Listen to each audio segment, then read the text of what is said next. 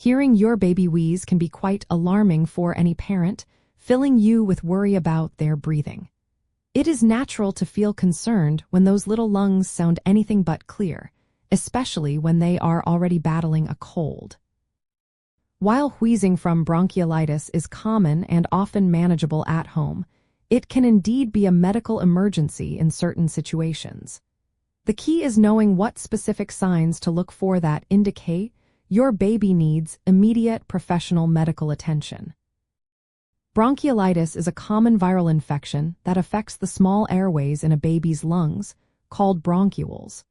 These tiny passages become inflamed and filled with mucus, making it harder for air to move in and out, which creates the wheezing sound. The severity of this inflammation and obstruction is what determines if it is an emergency, as it can significantly impact oxygen intake. To assess the situation, first, observe your baby's breathing. Look for rapid or difficult breathing, where their chest pulls in sharply below the ribs or around the neck, known as retractions. Notice if their nostrils flare with each breath or if they are grunting. These are all signs of increased effort in breathing. Also, check their overall alertness.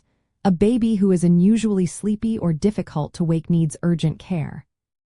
Pay close attention to changes in their skin color, especially around the lips or fingernails.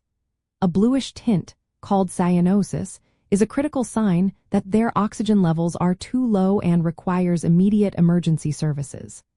Another important indicator is a persistent cough that makes it hard to feed, leading to dehydration, or if they are refusing to drink fluids for several hours.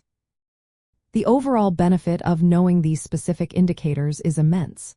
It empowers you to confidently distinguish between typical mild wheezing that can be monitored at home and those crucial symptoms that demand prompt action, ensuring your baby receives the right care exactly when they need it most.